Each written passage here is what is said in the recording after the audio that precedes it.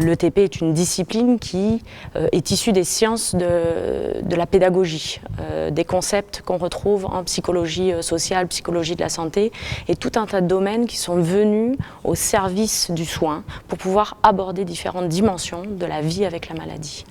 Une personne qui va avoir une maladie chronique peut traverser un tas d'étapes, des tas de changements vont venir en cours de route, et il va être nécessaire pour ces personnes de pouvoir s'adapter à son rythme, en fonction de ses besoins.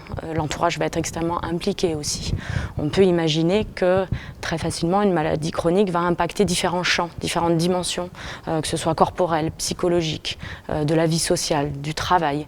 Et tous ces éléments-là, la discipline en tout cas ETP est là pour être au service de ces personnes. Les programmes vont être co-construits avec des patients ou des associations de patients ou des aidants, des professionnels.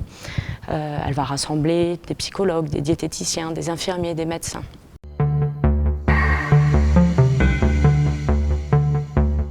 L'idée, le challenge, c'est que les patients puissent être acteurs de cette prise en charge de leur parcours et puissent définir eux-mêmes les besoins et aborder les sujets qui les préoccupent. Ça peut être l'alimentation, le domaine du travail, de la vie quotidienne, de l'équilibre du transit, un tas d'autres sujets, l'activité sexuelle aussi, qui est souvent un sujet qui est un peu mis de côté parfois et qui est plus difficile d'aborder.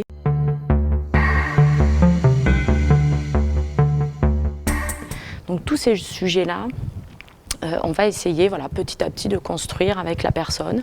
Elle a un tas de choses, un tas d'éléments, un tas de ressources qu'elle possède et qu'elle a, dont elle n'a pas forcément conscience. On va pouvoir l'aider à en prendre conscience, à les mobiliser.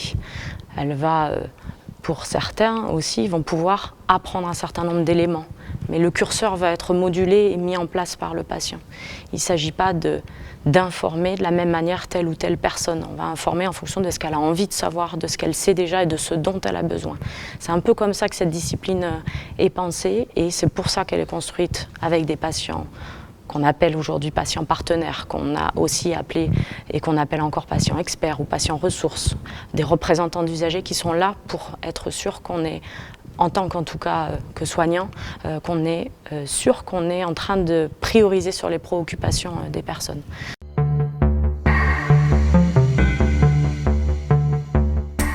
Donc il y a différentes thématiques, différents ateliers, un programme d'ETP. Il y a formellement d'abord un bilan éducatif partagé. C'est un temps où la personne va pouvoir parler des sujets qui la préoccupent. Les soignants vont être plus attentifs à ces sujets-là et vont favoriser l'expression de ces sujets. Et puis, à l'issue de cette rencontre, le patient, le proche et le professionnel vont, tous les deux ou tous les trois, déterminer, convenir les besoins, les priorités qu'il y a à gérer par rapport à la vie quotidienne. À partir de là, les équipes peuvent proposer des ateliers, des outils éducatifs. On a des ateliers en individuel ou en collectif.